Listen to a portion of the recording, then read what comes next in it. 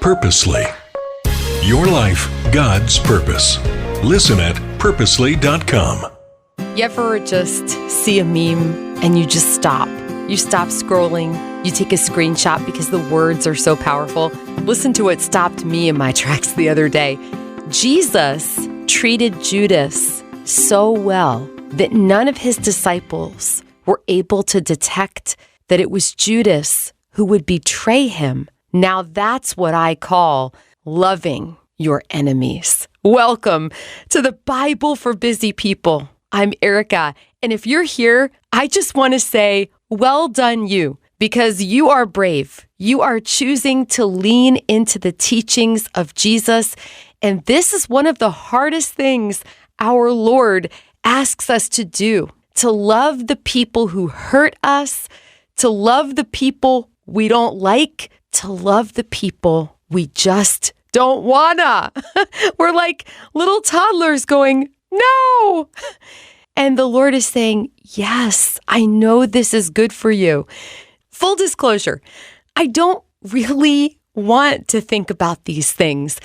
But as soon as I'm willing to put my toe in the waters of these powerful, clear words of Jesus, then I don't know, something happens. There's a shift. It's like I'm going, Lord, I surrender. When you lean in right now to these words we're going to read that Jesus said in Luke chapter 6, you are surrendering. You're like, Lord, I give you my heart that's hardened. I want you to make it soft again. So good for you.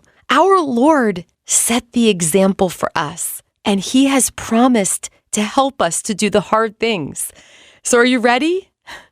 Luke chapter 6, beginning in verse 27. Now, this is really interesting, the very first verse. But to you who are willing to listen, right there, Jesus is talking to you, to your heart right now. I say, love your enemies. Do good to those who hate you. Bless those who curse you. Pray for those who hurt you. If someone slaps you on one cheek, offer the other cheek also. If someone demands your coat, offer your shirt also. Give to anyone who asks. And when things are taken away from you, don't try to get them back. Do to others as you would like them to do to you. Okay, we're going to just pause here because, wow, that's just a few verses, but there is so much to unpack. You might be screaming, what? How can I possibly do these things? And I have asked myself this question. But Lord, because I'm really not asking myself, am I? I'm asking the Lord, won't I look like a fool? And what I have had to come to grips with is that there is another accounting system. Who do we want to please in this world? People or Jesus? Because you've got to choose one over the other. If we are going to follow this teaching, sometimes people might laugh at us. Sometimes people who hurt us might take advantage of us. But God is keeping an account. God says over and over in his word that he will one day make things right. And so once again, what does it come down to? Trust. My Pastor Barry said this months ago, and I have shared it with you, and I love sharing it again right here. When you forgive someone, you are not letting them off the hook. You're putting them on God's hook. I cannot hear that enough. Maybe you too. There is another accounting system. You and I don't have to seek revenge or make our case heard and make sure everybody knows how we've been done wrong. God is taking care of these things. And if you and I lean in to what he's asking us to do, he will give us the courage and the will to want to do it. Verse 32 now, if you love only those who love you, why should you get credit for that? Even sinners love those who love them. And if you do good only to those who do good to you, why should you get credit? Even sinners do that much.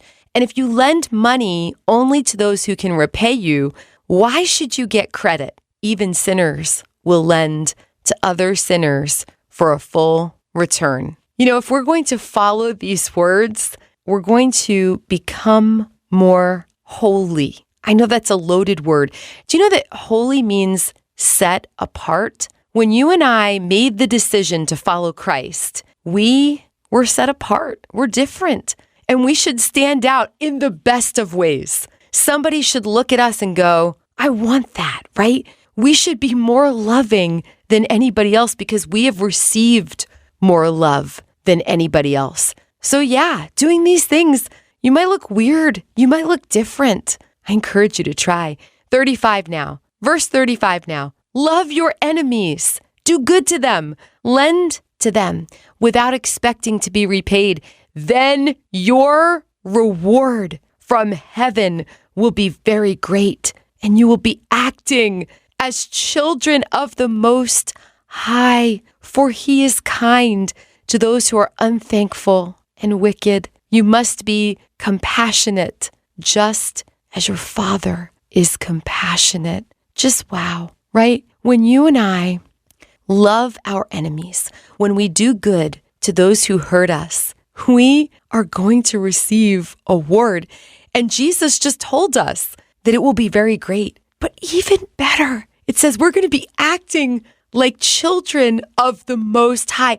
I don't know about you, but that's what I want to be known for, as a child of the Most High. And that means we might be considered weird or look like fools. But remember, there is another accounting system. Let's be compassionate, just like our dad. Let's be loving, just like our dad, and trust Him. Let's leave the accounts in His office. What do you say? Until next time, you are loved, and so you can love like Him.